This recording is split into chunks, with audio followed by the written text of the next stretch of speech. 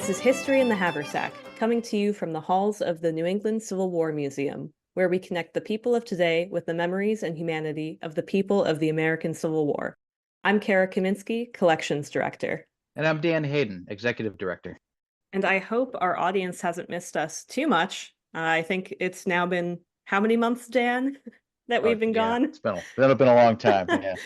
We have been working on changing the format around and doing a lot of discussions behind the scenes on how to improve the podcast. We will be changing the format around a little bit, making more bite-sized content, play on your morning commute in to work. Not as much of a chore to sit down and listen through. And another thing you'll have noticed is that we have a new theme song, and we're lucky enough to have the creator, not the creator, you didn't write it, but you and your band played this song. We have Jacob Bates, and we also have Daniel Gleason. Jacob is the face behind the YouTube channel History Boy. Go check it out. And Daniel runs an Instagram account called Bearded History Guy. So the two of you, introduce yourselves. Tell us what you and your content is all about. After you, Dan. Okay. So my account, it's mainly just a personal history account. I post things that I find interesting.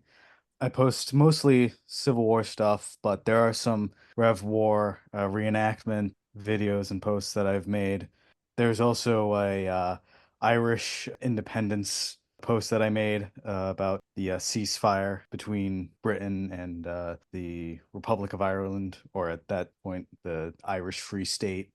It created some tensions between Eamon de Valera and Michael Collins. I sort of alluded to the idea that Ireland is still kind of struggling with this, the whole Northern Ireland and the Republic of Ireland.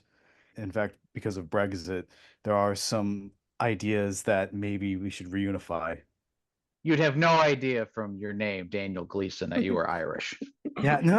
A lot of people are With the red surprised, beard, with the red beard and And for those Star Trek fans out there, we're on track for the 2024 Irish reunification. Wow, that's a well, I guess it's not as much of a reach, right? If you're going to be a geek about one thing, you generally are a geek about a bunch of things too, right? Yeah. And Jacob? Well, I'm Jacob Bates. I began the History Boy YouTube channel now in 2017. So it's been a few years. And really what that focuses on is the music of the American Civil War, and more increasingly telling the untold stories and creating some documentaries, usually short films, and engaging with a younger generation in addition to whoever may love this history. So it's really been a blessing to be able to collaborate with the Second South Carolina String Band, who are a great favorite of mine and of so many in this community. I'm actually playing in the Lomax Center for Remembrance Day this year, so that's super exciting. But I've created some music videos with them, hosted one for David Kincaid as well, so it's just been super fun to begin the journey in this history world of just loving this music and then being able to actually meet the creators of it.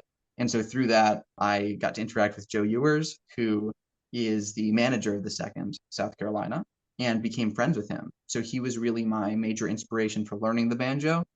Brought my banjo into school, met a few friends, and we created the Nutmeggers, which is our Civil War era string band. And so that is what we'll talk a little bit about today in terms of the new album that we created with the help and support of the American Battlefield Trust. So really, most of what I do is just trying to create content which tells these stories and shares this music in a captivating way.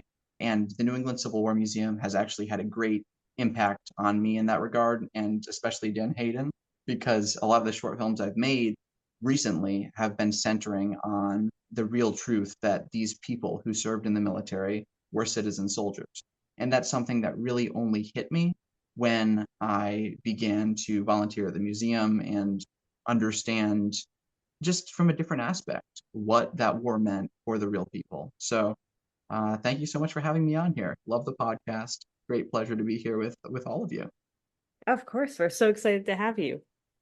So speaking of the American Battlefield Trust, one of the reasons that we have both Jacob and Daniel here today, not only because they're great contributing members to the museum and the community that we have here, and also, by the way, are living historians themselves. We share the same wool and battlefield experiences.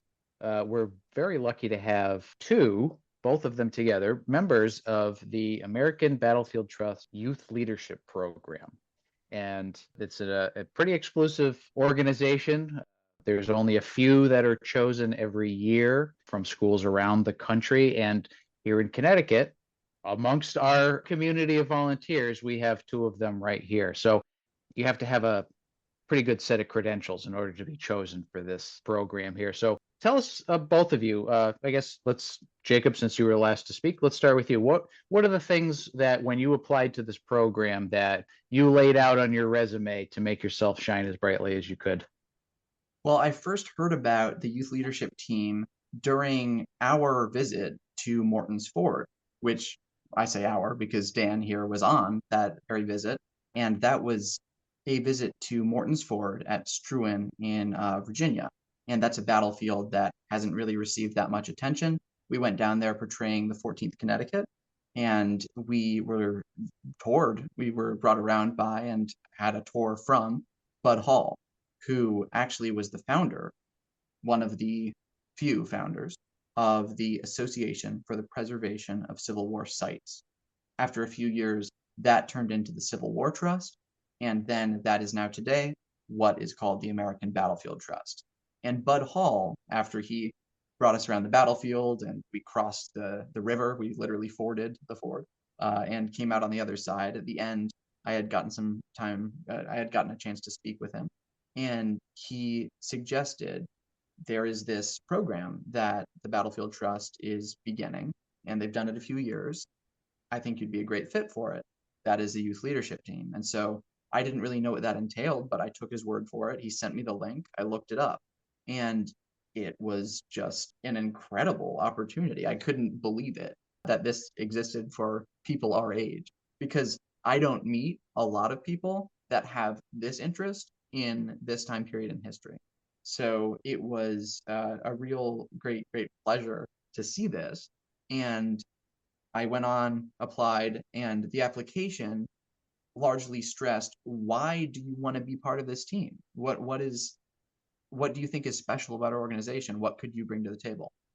So overall, I stated that I have this YouTube channel, which I created years back as a kid because I loved this music and I wanted to share it with more people my own age.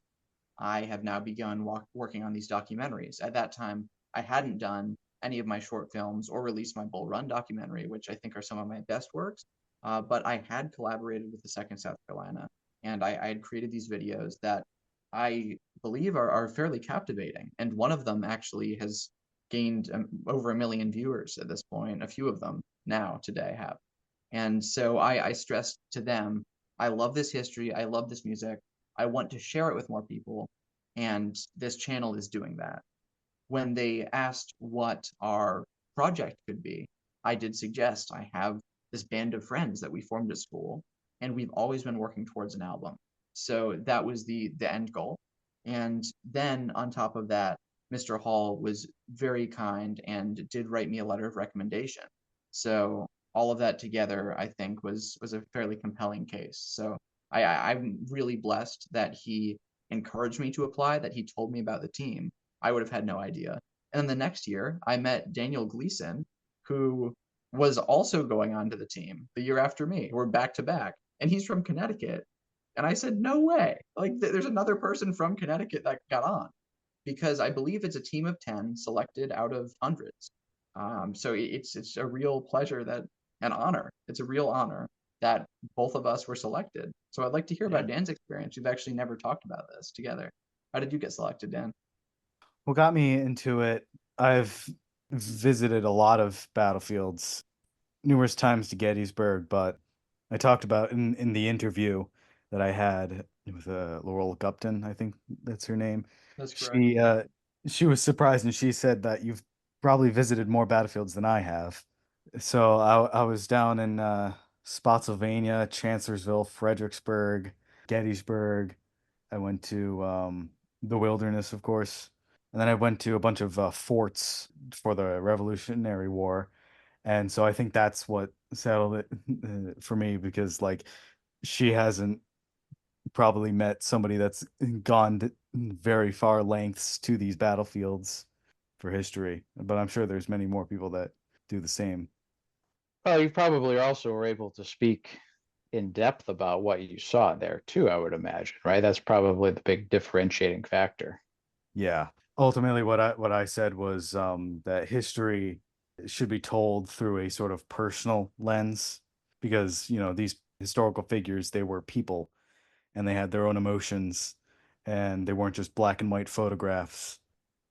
Well, and now that to be within this program, the American Battlefield Trust is not just about saving battlefield land and preserving it, but there's also a huge educational component to it, and telling people why these are important, and to bring out those stories from each of those battlefields too. So within the spirit of this youth leadership program that you both were selected for, big part of it was for you to take the initiative and develop some sort of project that would advance that educational component, especially for young people.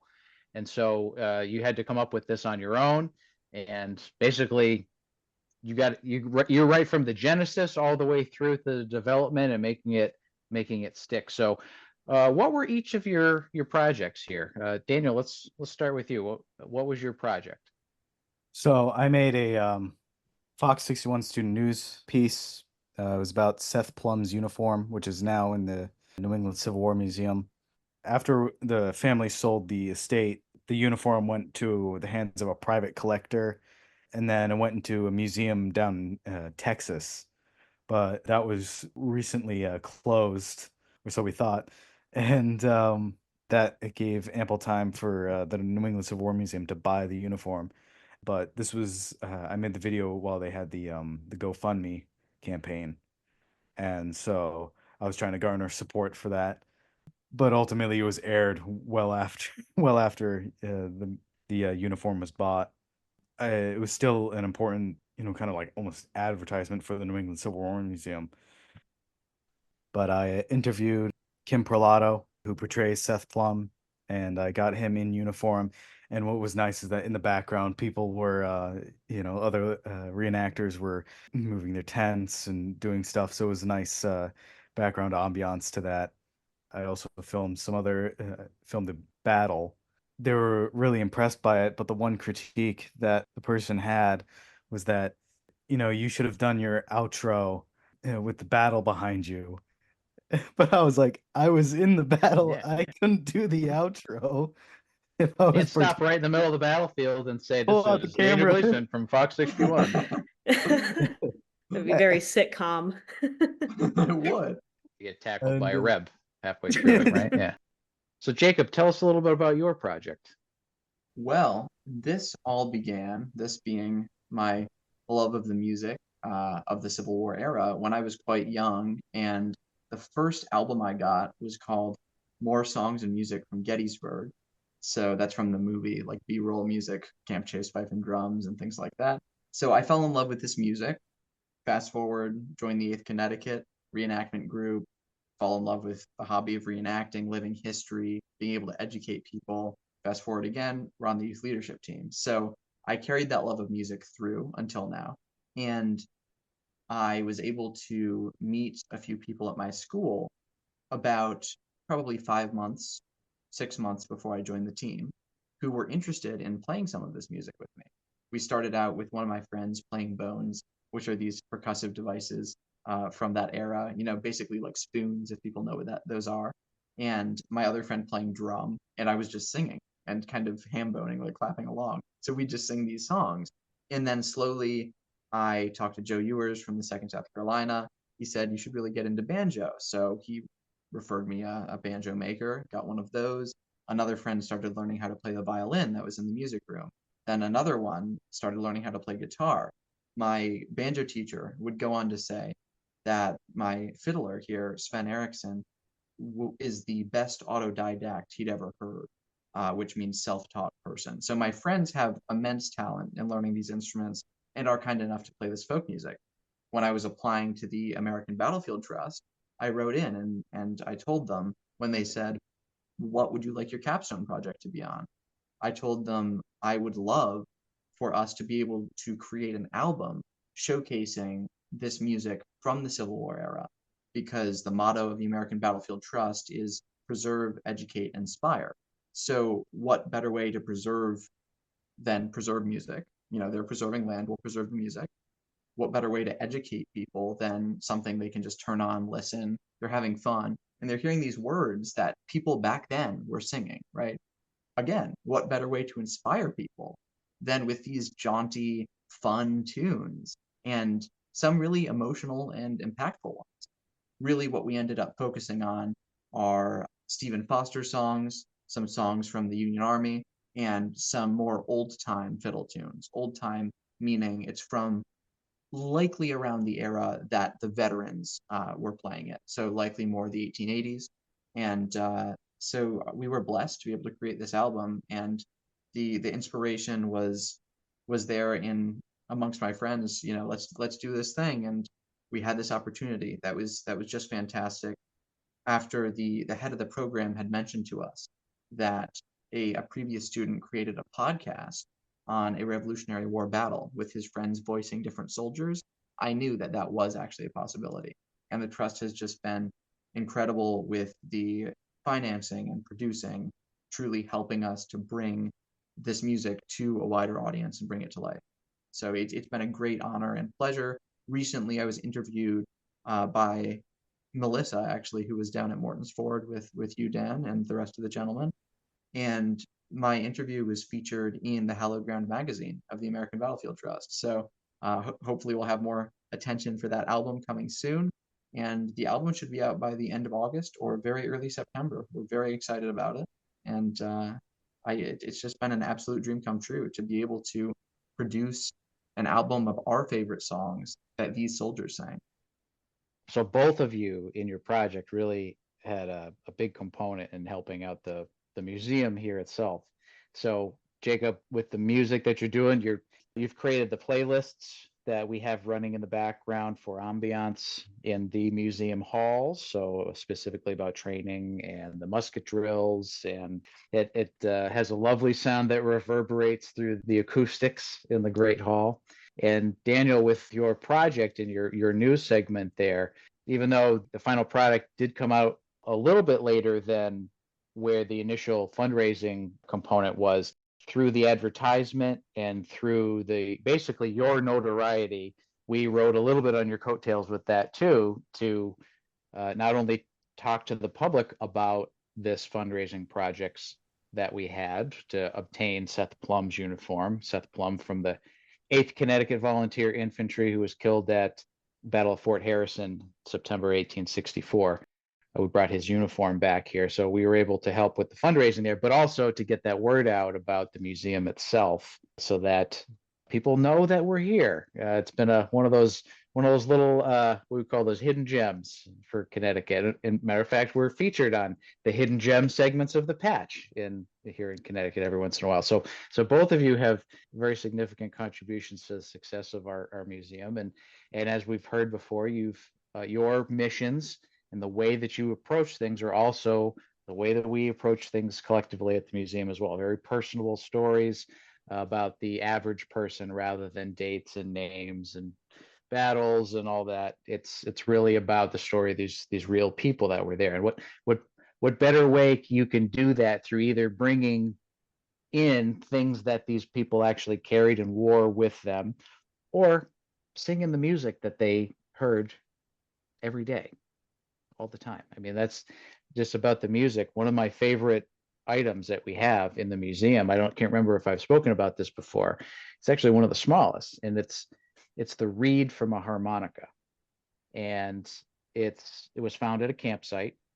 And even though it's very unassuming and it's only a piece of this harmonica, that was something that, when you think about it, the man who was playing that for his camp and all the people that were around him, and that were far away from home, hundreds of miles away from home, that they probably hadn't left before in that capacity for a long time, for months or years at a time, and somebody playing a very familiar tune to them, right before, things start to settle down for the night, how that made everybody around them feel, right? So that's the type of stuff that we love to be able to point people to, and to really center people's attention on at the museum. So both of these things are on display in one form or fashion or the other with the museum, and they're going to be going forward in the future as well.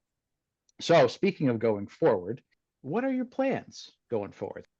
Both members of high schools here in Connecticut, what do you have here planned for the future? Daniel, let's start with you. I will be in Gettysburg College, and I think that it would be ultimately a great opportunity to film the battlefield from Connecticut's perspective, and ultimately go to different sites that not a lot of people have seen. Because I know the 14th Connecticut, it's right there on Cemetery Ridge, the repulsed Pigus Charge, but there's some other ones around Culp's Hill that not a lot of people are aware about. There's the story of what was it? Colonel Buckingham. I don't know what regiment he commanded, but he wore a toupee. And then in the middle of the fight, a bullet grazed the top of his head and took his toupee and his hat off. And then the soldiers never saw him, saw his bare head. And so in an instant, he just said, the Rebs scalped me. And so I learned that story from Chris Army. So hopefully I can incorporate him into some of the videos that I'll make. So you plan on continuing the videography that's made you famous, really? Yes, yeah. Is that going to be your major? My major will be history, but I will try to learn how to film better and how to use have better recording systems. But ultimately, that is the goal, to have a better understanding of the personal stories about Connecticut soldiers. How about you, Jacob? What do you got cooking? Well, first of all, the album. Very excited for that to be out in the world, which it will be by the time this podcast airs. So I'm super excited for everyone to hear that. And I'm still here in Connecticut one more year. It's my senior year. So my fiddler and I are going to keep working together, and we're excited to perhaps create something else. We're always putting out more content on my YouTube channel, History Boy. And as that has progressed, that's become more and more centered around allowing people to understand the personal struggles of individuals involved in that fight, portraying the history authentically, and especially the combat in a way that's respectful and accurate. So I was very fortunate recently to work with Guy Gain of Old Timey Casting and Old Timey Rags, which is a great clothing company for us reenactors, on not one, not two, but three short films, all of which I was very, very pleased with. He filmed some remarkable footage. We got to create these films that utilize original accounts of soldiers. And I stayed up very late so many nights of the summer searching for just the perfect accounts for the wilderness battle. And we found accounts that lined up perfectly with this footage that was already recorded. And I believe it tells such a compelling story about what these soldiers saw, what they felt, and especially connecting once again these soldiers to you as a regular person. There's an account of a Confederate soldier walking along, seeing, oh, this fellow here was a governor of New York, and now he's a wounded soldier lying here. So continuing on with that YouTube career, as they might say, but that love that I have for being able to share this history with more people, I don't believe will ever go away. So as I continue to ramp up, I have a new camera from Will Eichler, who's been a great mentor, and I've found a lot of people who have been super supportive. So I'm really excited to continue with the postings on that channel, really focusing a lot more on creating those documentaries, short films, publishing that music, to just get more of this history out there to people who haven't seen it. We have a different take on some of this history. So to show what this looked like from the soldier's perspective relative to a Hollywood perspective, where there's 1,000 guys in the line, we're bringing it down in a lot of these films to just a few. So I'm really excited to continue with that. I'm very excited as well to continue with this musical pursuit, I should say. And what I love about the music is telling those stories. I love the ballads. Even in the instrumentals, you can hear, is this sorrow? Is this joy? And what's amazing about this that I don't find in modern music, and this is why I'm always listening to folk music, we're always playing it. It's the music that us in the country, listened to and played 160 years ago. It's the same song, it's the same story. And sometimes they're singing about Ireland, as Daniel knows. And we're at a reenactment, Daniel and I. We're singing these songs. We are telling these stories just like they did. Sometimes they're stories of the past, and sometimes they're current, like the Battle Cry of Freedom, right? And that's recently been played at political rallies because it's still relevant today. And these songs tell the story not only of the past, but inspire us for the future. And it's just a great pleasure to be able to bring that into more homes with the support of the trust. So I hope to continue that. And maybe I'll wind up where Daniel is at college, or some other institute that does care so much about this history. You may have already answered this, but you both being 16, 17, getting into this program, spending basically a year within the program itself, at least, that's a significant part of your life, especially, growing towards being an adult. So what's the most important thing that you're taking away from your experience developing these projects and these programs from the youth leadership program? I would suggest that some of the most useful lessons that I've learned throughout my time on the program have been how to really make things happen in terms of, okay, you have a great idea. And some people do, a lot of people do, I think. But how do we make this a reality? And the trust really puts it on you. They say, we have these resources. You're welcome to them. They help you every step of the way, but you have to ask for that help. You have to say, this is what I want to pursue as a way to tell this story, as a way to educate more people. And I have learned how to contact different people, how to work out the funding for this project, how to publish it and make sure that people's eyes reach the album, how they might find it to actually listen to it rather. So all of what I've learned has been a great lesson in how to operate in the future in terms of not only history, but sharing the history with more people. Because there's a lot of people, again, that have this knowledge, but it's about sharing it. That's fantastic. Yeah. Well, you can have a great idea, but if you can't get it out to everybody to learn from it, then it's just a great idea. So Daniel, what about you? So the biggest takeaway that I had was that I realized that there were other people like me. Being interested in history, especially in my in Suffield High School, there weren't that many people that were interested in it or to the level that I was.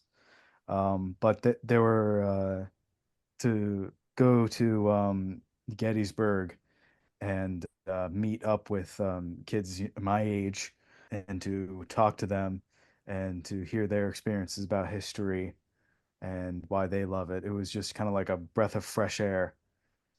When I had the chance to meet up with these people, I gained a lot of friends, and we still contact each other sometimes, send some historical memes out to each other. I recently sent them a pic of a candle that I just bought. It was a Ulysses S. Grant scented candle, and What does I'm that afraid smell I'm like? I don't know if I it's want to know. supposed Do we I want want to to know? know. it's supposed to smell like tobacco, Okay. but I lit it and it didn't really smell like tobacco. It kind of just smelled like floral, uh, like a floral scent. But I was gonna say, did they try to put like whiskey scent into the background to the perpetuate the stereotype and all? Yeah. no. The people that were selling the candle, I got it from it's a company that works with addressing Gettysburg, the podcast there. They sort of schedule all the important meetings for Matt Callery. We've talked about I've talked about an internship with Matt Callery, who I met down there, and got a photo together. Well, and having a network within this relatively small community is important too, right? To be able to share ideas, to actually come up with things that within context of the Civil War we can learn from a little bit different, like present things in different ways is extremely important too. Well, both of you have definitely left a mark. Daniel's been on the news with his creation here. Jacob, your music is gonna to live through actual publication here. So your mark has already been set within Civil War memory today and going forward and tomorrow, and hopefully we get to see a lot more of you and all of your endeavors going forward. I wish I had this program when I was your age, because I was that kid in high school that did had was the Civil War guy, and everybody knew me there. Fortunately, I'm just dashingly handsome, so that worked for in my favor. But you don't need to put that in there. I'm keeping it in there. Yeah, I figured you. And the immense awkward silence that followed. Yes. I pointed to him for the record, and I nodded. I'm muted to be kind. Thank you, I Jacob. I grimaced. appreciate that. Yeah. And Dan has Civil War facial hair that I'm trying to emulate, for the record. Right.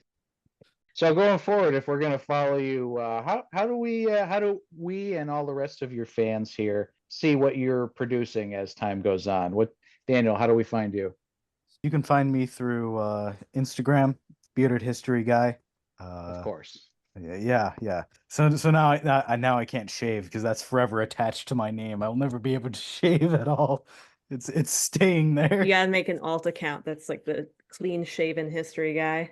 Clean shaven. They're at odds with each other, right? Yeah. They're like, create a feud between those two Oh, counts. that's there you perfect. go. Or like That's a how you Hannah go viral. Montana, Miley Cyrus Mhm. type of thing. Okay. Can Reference. we leave that You even awkward pause in there? Yeah, You thank you. didn't Yeah. fight at all. That was funny, guys. That was awesome. That's an incredibly niche thing to bring up. I don't think the Venn diagram between people interested in the Civil War and Civil War, Hannah yeah. Montana watchers is overlapping at all. Yeah, I can actually see those circles getting further and Farther further. apart. So Jacob, how do we follow you in your pursuits? Well, please take a look at History Boy on YouTube. You can also find me on Instagram at HistoryBoyJB, and that's verified now, which was a great honor. They verify people that they think are unique and etc. So that's really fun because it's great to be able to get the message out to more people. And I think generally when they see a blue check mark, people are like, "What is this? Civil War? What was that?" I still meet people who are just unfamiliar, and that's okay. But it's such a great opportunity to learn more anytime you can. So it's always lovely to be able to engage people on all that. And those are the two main platforms. It's History Boy on YouTube and on Instagram. We have that album coming out. That is In High Water, Songs of the Civil War. That's by the Nutmeggers, with thanks to the American Battlefield Trust. Well, thank you both very much for joining us tonight and for what you've done for the New England Civil War Museum and what you will continue to do going forward for the Civil War community. So appreciate you both. It's been a lot of fun having you guys on. Okay, so coming up at the museum for the rest of the year, we actually have a lot going on. Just looking at the calendar now, and yeah, we've got quite a few things going on that I need to start preparing for too. So the big one really coming up is our Living History Day. That's going to be September 28th. It's a Saturday. We're going to be open from 10 to 3, just like we normally do. But we're also going to have a few dozen Civil War reenactors there with us because the whole day is about giving you the fourth dimension, the time dimension of actually seeing the average soldier of the Civil War. So we've got infantry, artillery, Navy, and civilian, all living historians coming to spend the day here with us. So lots of Connecticut and surrounding organizations that do a fantastic job portraying people of the past. We're also going to be unveiling our new tour narrative, which is going to be following 4 main characters. We're going to follow their experiences throughout the Civil War. We also have a dedicated exhibit on the 29th and 30th Connecticut, the 2 organizations that Connecticut created during the Civil War to be able to enlist the help of Black, Indigenous, and people of color from Connecticut and surrounding towns. So something dedicated for them to be able to tell their very unique story as well. So that's our big event. We also have basically talks coming up every month. So Matt Valler, who unfortunately couldn't be here tonight, he'll be speaking September 11th at Kinsman Brewery about Andrew Upson, who was a captain with the 20th Connecticut Volunteer Infantry, and that we're doing in conjunction with the Barnes Museum, who holds his letters safe. October 3rd, we're going to have Ed Campolongo speak about the U.S. Christian Commission and their impact during the Civil War and what they did for that average soldier during the war. Then we've also got Lisa Samia, who is a word-winning poet, and she's going to be speaking about the nameless and faceless of the Civil War. She's spoken at national parks about her work before. That's going to be pretty exciting. And finally, rounding out our 2024 speaking engagements, we're going to also have Drew Gruber, who is the executive director of the Civil War Trails organization, of the people responsible for all those signs that we all rubberneck to every time we're driving down one of those roads down south. Oh, there's another sign down there. But he's also a very accomplished historian himself, and he's going to be speaking about the Williamsburg campaign of the American Civil War. So lots going on here. If you can, go to our website, newenglandcivilwarmuseum.com. Check out the events. You can register there to be able to have the Zoom link to be able to watch if you're not here in Connecticut locally. And you can also, if you would be so kind, join the Friends of the Museum here at the New England Civil War Museum. Being able to help us out with an annual subscription really is important for us to be able to have the funds to be able to create those new exhibits that we talked about, to bring in those speakers so that we all have new opportunities to get exposure to different facets of the American Civil War. So newenglandcivilwarmuseum.com. We're also on Facebook and Instagram, NE Civil War Museum. We're all over the place. Join us. And by the way, do you have Civil War ancestry? Do you know if you have ancestors who fought during the Civil War? Well, if you have Union ancestors who fought honorably for the Union Army or Navy during the Civil War, then you are actually eligible to be a member of the Sons of Union Veterans of the Civil War. If you go to suvcw.org, Sons of Union Veterans of the Civil War.org, you can see how to apply for membership here. If you're in Connecticut, great, you're going to be able to connect with us. If you're in another state, just the same, it's awesome to be able to join this organization, to be able to honor and memorialize our predecessors from the American Civil War. And even if you don't have an ancestor in the Civil War that you know about, well, there's also associate membership too, where we have a few of those as well, where your passion for the Civil War is really what we like to see, and that's what we bring you in as a member of our camps here all across the United States. So Sons of Union Veterans of the Civil War, suvcw.org. Check out the application process and consider joining us. And thank you to all of our listeners for your continued support. You can find the podcast on Spotify, Apple Podcasts, Google Podcasts, and YouTube. And we'll see you on the next episode.